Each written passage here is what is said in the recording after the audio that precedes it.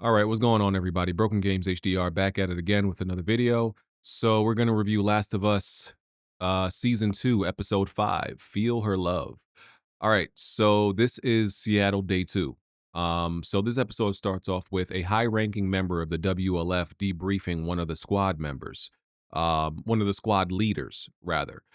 So this high-ranking member of the WLF, I can't remember her name, but this is the woman that Isaac met up with in the last episode when he essentially defected from Fedra. He was a Fedra commander. He was leading this squad. He killed them, defected, and became and joined this. And him and his woman joined forces. So he's either like a co-founder of WLF, or the WLF was already technically founded and established by this woman, and then they joined forces and he became a leader and she became another leader. I'm not sure who exactly founded the WLF. You know what I'm saying? Because it's not, at least in the show, it's not very clear because he like joined this rebellion group that was of these people that were already there. And with his military experience and her rebellion group, they joined forces and that established what seemed to establish what eventually became the WLF. So the woman is debriefing one of the squad leaders, and the squad leader is telling her essentially what happened in the hospital basement in Seattle. The woman sent a squad, which included her son, down to the basement to clear it out, and the whole squad ended up dying down there because of spores and the cordyceps that were thriving and growing on the wall. Because to this point, they weren't aware of spores, and that it could be in the air and infect and kill you. Um, Very different from the game. So before season one, Neil Druckmann and Craig Mazin, essentially, I remember them essentially telling us that spores wouldn't even exist. But probably they said that spores wouldn't be in season one, because what they're doing is essentially making spores this thing that only thrive and exist in the optimal situations for it, in these very dark, damp basements. Where in the game, you saw it a little bit more. It was usually dark environments and environments where infected have been a long time. Um, but they use it a little bit more liberally in the game. In the show, it has to be the actual perfect environment for the spores to exist and to thrive. So it's just a little bit more selective in the show. Um, so yeah, she sent her son and a squad down there. The son said to, realize that it was infecting them and making them cough. And she said to wall she told them to he told them to wall them off in there. Brave soul, I guess. And they realized that yeah, it can be in the air. Um, And this is obviously kind of teasing and setting up the Rat King, as we know, which Abby is going to encounter. We're not going to see the Rat King this season, um, but most likely next season. And I'm surprised they didn't tease it a little bit more because in when you play as Ellie in the game, you could hear the Rat King a little bit, um, and then you get to see him as Abby, but we didn't get to hear him at all when Ellie gets to the basement which we're gonna get to later. So back to Ellie and Dina. Dina is triangulating, the locations of the WLF. I don't know why they made Ellie kind of like a brain dead bozo in the show. Like, I get it that they tried to separate Ellie and Dina's talents, right? Dina is a little bit more strategic, and Ellie is the one that's more capable in combat. But Ellie doesn't have to be dumb. You know what I'm saying? Like, she doesn't have to be so immature and stupid almost, because that's not how Ellie was in the game. She's pretty insightful. She's pretty smart. She notices things and she's pretty cognizant of her environment and like catches on to things pretty quickly. So I don't like both of them can shine. You didn't have to make one dumb. Like I just I just don't see the reason for that. Like, over the last 3 episodes, I feel like they've really tried to make Ellie, like, kinda stupid, and Dina this, like, strategic genius. Like, "Alright, cool." Um, there's this scene where Ellie goes to play the guitar, and then I think, like, those haunting drums that they played when Joel was getting beat kinda, start to play it, like, kinda bringing back her trauma and PTSD, that the guitar is reminding her of. So eventually, Ellie and Dina, they set out, on their journey, and they come across more executed Seraphites. And, Ellie is kind of reconsidering if Dina should be going with her. Denny t Dina, excuse me, uh, tells the story of the first person she killed, and it was a raider who broke into their house while Dina was out messing around and killed her sister and her mother. By the way, is Dina Jewish in this show? Because that was a big part of the Dina in the game is that she was Jewish and she was, proud of her heritage and culture and all that. It doesn't seem like Dina's Jewish in the show. That seems to be completely removed and not a part of her story. At least I don't remember her saying anything about it. Um, so eventually, nightfall comes. They sneak into this building that they need to pass through, and they move further into this building, and it's a room full of stalkers. And I love this image and this cinematography of these stalkers surrounding them. It's very eerie. Um, I think the show, even though this show does a lot of things wrong and the game does it better, there are a few things that the show does better than the game. And they actually, I think in the show they make the stalkers seem very like creepy and like just a little bit just airy. Like they seem like they don't even seem like infected. The stalkers in the game seem like they're demons possessed, like demon possessed crackheads. They're very twitchy. They captured that like twitch like movement of the stalkers very well in the show. I think they got the stalkers perfect. Like this just twitchy crackheads that are possessed by demons. They just captured that perfectly. They're like in the game, they're just like the annoying cockroaches of the infected family. That's really what it is. So um I like how they did it better in the show. Like just the cinematography of seeing like the 10 or 11 of them um just surrounding Ellie and Dina looks great. Amazing shot. So Ellie tells Dina, run to that cage because obviously she can't get bit. Ellie can get bit. She'll be all right. And they're gonna try to fight them off. Jesse shows up and saves them. And then they run out of a build. They run out of that building, and the WLF are around. So they start, shooting at them. They run into the park, and this is similar to when Ellie is alone and they go into the park, and that's Seraphite territory.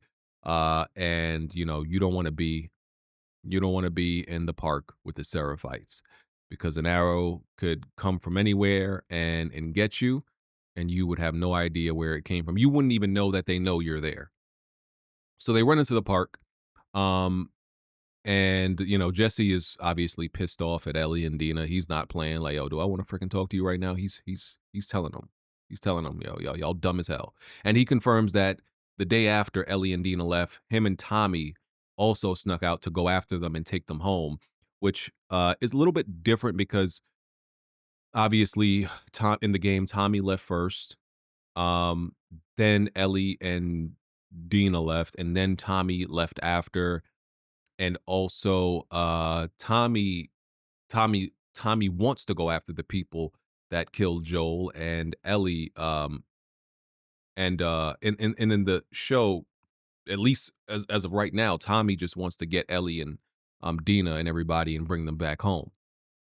So they witnessed this Seraphite execution, which is another shot that's beautifully done. I like the way they did this disembowelment with the scythe. I don't know what exactly that weapon is called. It's not exactly a scythe, but it's almost like it. And they just stab the guy in the chest, and then the others pull his body up I like the way they did that. That was pretty cool, and you just saw the shot of him of his intestines coming out, and yeah, that was a great shot. That was beautifully done. Um, Dina takes an arrow to the knee, Skyrim style. It wasn't exactly her knee; it was like her thigh or her leg. And they have to split up, right? Ellie's gonna try to be the diversion and split up from Jesse and Dina. She hides in a tree, gets away from the Seraphites. Um, and she sees the hospital. She's like, "Oh yeah, I'm going for that hospital. I'm gonna find Nora. I'm gonna find out where Abby is." She gets into the hospital, finds Nora, and this is pretty much a play by play, line by line of the game, right? So good, so good so far, right? Cool. This confrontation between Ellie and Dina, it's going good so far. Nora provokes her, just to get her riled up. Same thing she did in the game. And then Nora has to run and go into the basement. Um, through the elevator shaft. And by the way, Ellie has terrible aim. Like she's like, I don't know, 8 feet below you, and she's like her body is spread out and you miss 2 shots. I'm like, okay, sure. Um, and then Ellie comes across in the basement, Ellie comes across the cordyceps of the former this looks like the former WLF that got infected and stuck down there. And this is another beautiful shot. Gorgeous shot that, just seeing the cordyceps all over the wall and the breath they takes and just the spores in the air. Beautiful shot. So this is another just great image, and they just recreated this amazingly in the show. Ellie hears Nora coughing, same thing in the game that, she finds her. And this is one of the best scenes in the game, right? So one of the best scenes in the game ensues, and in the show, it's probably one of the worst because Bella Ramsey just does not have the look to pull this off. She just doesn't. Not trying to pick on her, not trying to hate on her, but in the game, Ellie has this murderous, just dark look on her face, right? And turns into, and essentially this is like a Batman scene, the where is she now talk type of Batman scene. And it's supposed to be Ellie turning, like, really tapping into her dark side, and like it's just not convincing by Bella Ramsey. The look on her face, she just looks like a dolt, bro. I don't know what to tell you. It's just she doesn't look scary or intimidating at all. That's something she's just not capable of pulling off. So it's just this scene is just not great in my opinion. This is one of the things that in the game it was just obviously way better. Um so after she's beating Nora, and it kind of like cuts to black. I'm like, yeah, that was pretty lackluster from one of the best should be one of the best scenes in the show. That was pretty lackluster. Um And then we cut to like a flashback. Next week, we're gonna see more of a like one of the flashbacks between her and Joel. And I kind of hated the flashbacks in the game, so I doubt I'm gonna like the flashbacks in the show. And I just gotta say, I kind of hate I hated like the dialogue, the writing for the dialogue between Ellie and Dina in the last 2 episodes. I think it's been terrible. Just the shit they're saying to each other and how they're talking to each other. I'm like, yo, this is horrible. Whoever wrote this, their whole relationship is just so cringe and bad. Like in the game, it's fine. It's actually great in the show. It seems so corny. I mean, it's great in the game, but it's so corny in the show. I just don't like it. Um, so I feel like this season started off much better than season one, but then I feel like it's gotten worse.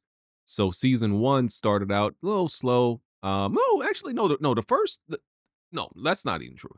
The first few episodes of season one were actually pretty good. Like it was like that kind of slow build up, and it was good.